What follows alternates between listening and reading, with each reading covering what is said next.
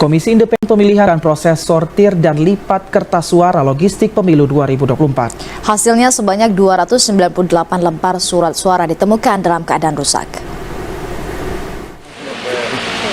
Keberadaan lubang pada kolom nomor urut atau foto nama pasangan merupakan kriteria jenis kerusakan yang mendominasi ditemukan petugas saat melakukan penyortiran dan juga pelipatan surat suara di gudang logistik pemilu KIP Aceh Besar.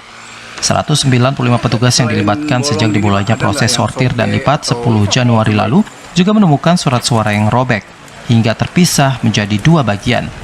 Kerusakan terjadi di semua jenis atau 5 surat suara dengan jumlah total surat suara yang rusak mencapai 298 lembar.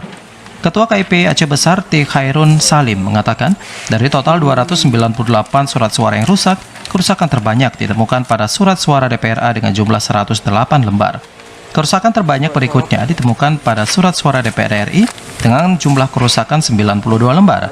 KIP Aceh Besar telah melaporkan kerusakan kepada penyedia surat suara melalui aplikasi Sistem Informasi Logistik atau SILOG.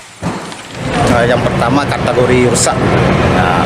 Kategori rusak sobek yang mengenai garis dalam surat suara. Yang kedua cetakan surat suaranya terpotong. Dan yang ketiga terdapat suara yang bolong. Terkait dengan penggantinya, kita sudah mengajukan melalui aplikasi SILOG, Sistem Informasi Logistik, dan diusahakan dalam minggu ini surat suara penggantinya insya Allah sudah tiba. Dari sejumlah logistik pemilu 2024, KIP Aceh Besar juga menerima 1.000 lembar surat suara presiden dan 6.000 surat suara untuk pemungutan suara ulang atau PSUD PRK. Meskipun demikian, surat suara kategori ini tidak dilipat dan hanya disortir oleh petugas. Dari Aceh Besar, Arman Konadi, TVRI melaporkan.